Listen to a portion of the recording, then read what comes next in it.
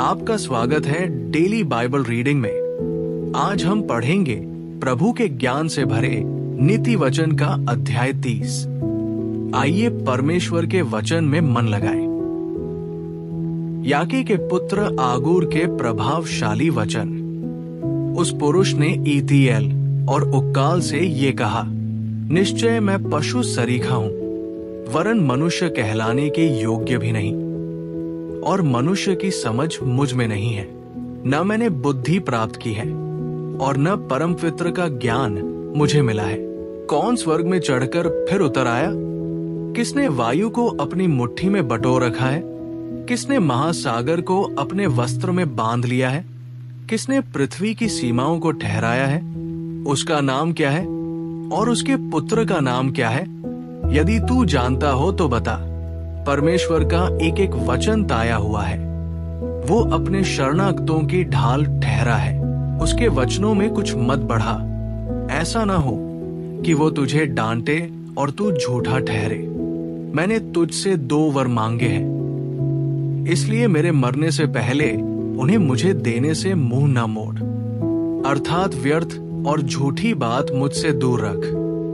मुझे न तो निर्धन कर और न धनी बना। प्रतिदिन की रोटी मुझे खिलाया कर। ऐसा न हो कि जब मेरा पेट भर जाए तब मैं इनकार करके कहूं कि यहोवा कौन है, या अपना भाग खोकर चोरी करूं और अपने परमेश्वर का नाम अनुचित रीति से लूं।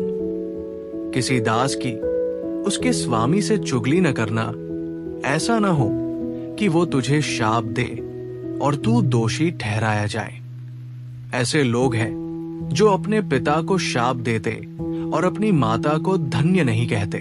ऐसे लोग हैं जो अपनी दृष्टि में शुद्ध है, तो भी उनका मैल धोया नहीं गया। एक पीढ़ी के लोग ऐसे हैं, उनकी दृष्टि क्या ही घमंड से भरी रहती है और उनकी आंखें कैसी चढ़ी हुई रहती है। एक पीढ़ी के लोग ऐसे हैं जिनके दांत तलवार और उनकी दाढ़ें छुरियां है, जिनसे वे दीन लोगों को पृथ्वी पर से और दरिद्रों को मनुष्यों में से मिटा डाले।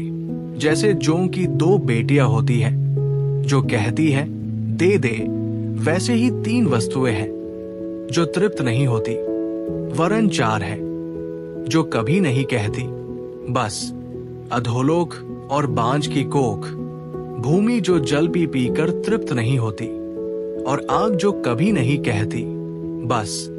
जिस आग से कोई अपने पिता पर अनादर की दृष्टि करे और अपमान के साथ अपनी माता की आज्ञा न माने, उस आग को तराई के कुएं खोद खोद कर निकालेंगे और उकाब के बच्चे खा डालेंगे। 3 बातें मेरे लिए अधिक कठिन हैं, वरन 4 हैं जो मेरी समझ से परे हैं। आकाश में उकाब पक्षी का मार्ग, चट्टान पर सर्प की चाल, समुद्र में जहाज की चाल और कन्या के संग पुरुष की चाल। व्यभिचारिणी की चाल भी वैसी ही है। वो भोजन करके मुंह पोंछती और कहती है, मैंने कोई अनर्थ काम नहीं किया। 3 बातों के कारण पृथ्वी कांपती है, वरन 4 है जो उससे सही नहीं जाती। दास का राजा हो जाना, मूढ़ का पेट भरना, घिनौनी स्त्री का ब्याह जाना और दासी का अपनी स्वामिन की वारिस होना।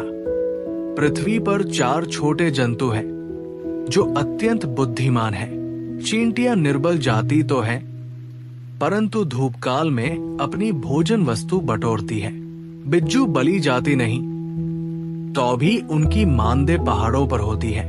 टिड्डियों के राजा तो नहीं होता, तो भी वे सब की सब दल बांध बांध कर चलती है, और छिपकली हाथ से पकड़ी तो जाती है, तो भी राजभवनों में रहती है। 3 सुंदर चाल वाले प्राणी हैं, वरन 4 हैं जिनकी चाल सुंदर है। सिंह जो सब पशुओं में पराक्रमी है और किसी के डर से नहीं हटता। शिकारी कुत्ता और बकरा और अपनी सेना समेत राजा।